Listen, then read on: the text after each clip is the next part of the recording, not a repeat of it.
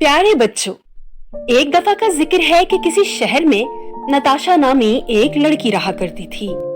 नताशा का ताल्लुक एक रईस घराने से था, मगर नताशा खुदा की नेमतों पर शुक्र करने के बजाय तकब्बुर जैसी बुरी बीमारी का शिकार हो गई थी। वो हर वक्त दूसरों को नीचा दिखाने के मंसूबे बनाती रहती और लोगों को नीचा दिखाकर खुश हुआ करती थी। उसके वालिदैन उसे अक्सर समझाते कि तकब्बुर एक बुरी आदत है और इस तकब्बुर की वजह से वो अपने मुखलिस दोस्तों को भी खो देगी।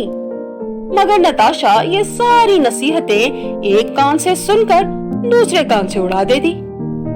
मारिया के वालिद नताशा के घर में माली का काम किया करते थे और वो लोग नताशा के घर में एक ही सर्वेंट क्वार्टर में रहा करते थे। नताशा बात बात पे मारिया का मजाक उड़ाया करती और उसे ये एहसास दिलाती थी कि उसका बाप महज एक माली है जो नताशा के घर में काम करता है। इसीलिए मारिया को उसकी हर जायज और नाजायज बात माननी चाहिए। मारिया को उसकी बातों से तकलीफ तो बहुत होती, मगर उसे अपनी माँ की वो बात याद आ जाती कि अल्लाह सब्र करने वालों को दोस्त रखता है।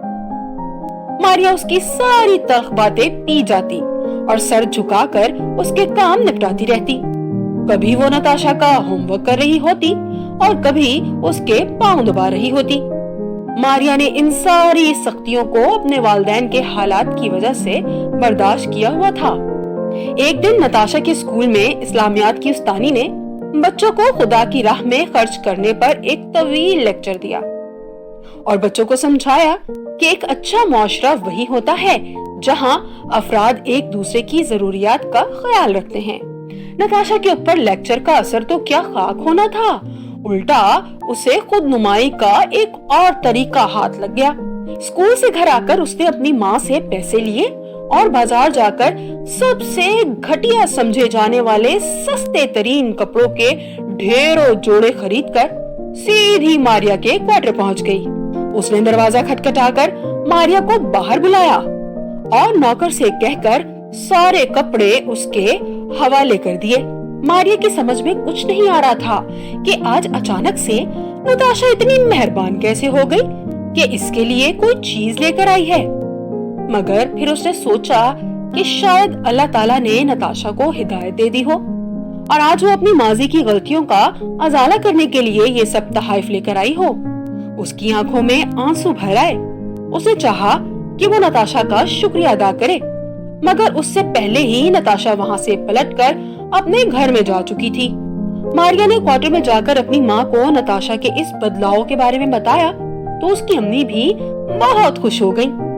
दोनों माँ बेटी ने बहुत इश्तियाक से वो थैले खोले, मगर उसमें मौजूद कपड़े देखकर दोनों को अंदाजा हो गया कि ये तहाइफ भी दरअसल नताशा की मारिया को जलील करने की एक और कोशिश थी।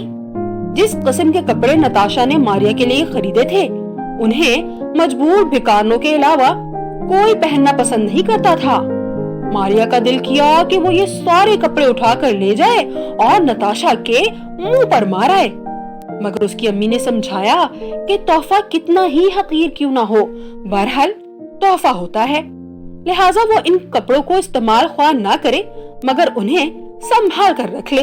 दूसरे दिन स्कूल में इस्लामियात का पीरियड लगा तो नताशा ने खड़े होकर बड़े फख्र से सबको बताया कि कल के उस्तानी के लेक्चर से मुतासिर होकर उसने पूरे 30 जोड़े गुरबा में तकसीम किए हैं। उस्तानी नताशा की इस बात से बड़ी खुश हुई और अगले कई दिन तक स्कूल में नताशा की रहमदिली और सखावत के चर्चे होते रहे। नताशा इस सब से बहुत खुश थी। वो सोच सोच कर हंसती थी कि सबको जोड़ों की तादाद तो पता थी, मगर कोई ये नहीं जानता था कि ये जोड़े बहुत मामूली कपड़े के और महज 5,000 रुपए के आए थे। इस सारे वाक़े से मुतासिर होकर नताशा ने अब हर साल मारिया के साथ ये घिनौना मजाक करना शुरू कर दिया। मारिया इसकी हरकत पर बहुत कुड़ती, मगर माँ बाप का ख्याल करके चुप हो जाती थी। अगले 6 साल ये खेल जारी रहा, मगर फिर खुदा ने मारिया के वालिदैन के दिन फेर दिए पहले उसके बाप के इकट्ठे 2 प्राइज बॉन्ड निकल आए और फिर उसके बड़े भाई की दुबई में नौकरी लग गई।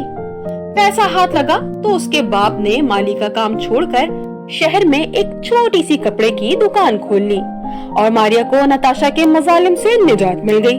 वक्त के साथ मारिया के बाप का काम चल निकला और उनके घर के हालात बहुत बेहतर हो गए। मारिया ने अपनी पढ़ाई जारी रखी और अब वो मुल्क के एक मशहूर आर्ट इंस्टीट्यूट से टेक्सटाइल डिजाइनिंग की डिग्री हासिल करके बाप के काम में हाथ बटाने लगी थी। उसके बाप की कपड़ों की दुकान अब एक मारूफ बुटीक में तब्दील हो चुकी थी और मुल्क के तमाम बड़े शहरों में इसके बुटीक की ब्रांचेस मौजूद थी। दूसरी तरफ नताशा ने वालिदैन के बेजा लाड प्यार से शह पाकर पढ़ाई छोड़ दी और बाप के पैसे पर अयाशी करने लगी। वक्त कभी एक सा नहीं रहता और जिस तरह मारिया के बाप के दिन फिरे, इसी ही तरह नताशा के वालिद भी मुसलसल कारोबारी खसारों में जाते हुए एक दिन अपना सब कुछ गवा बैठे। नताशा अब अपने बाप के एक दोस्त के ऑफिस में काम करने लगी बंधी तनख्वाह महीने के शुरू में आती और महीना खत्म होने से पहले ही खत्म हो जाती थी। नताशा अपनी इस जिंदगी से तंग थी मगर वो चाहकर भी कुछ नहीं कर सकती थी।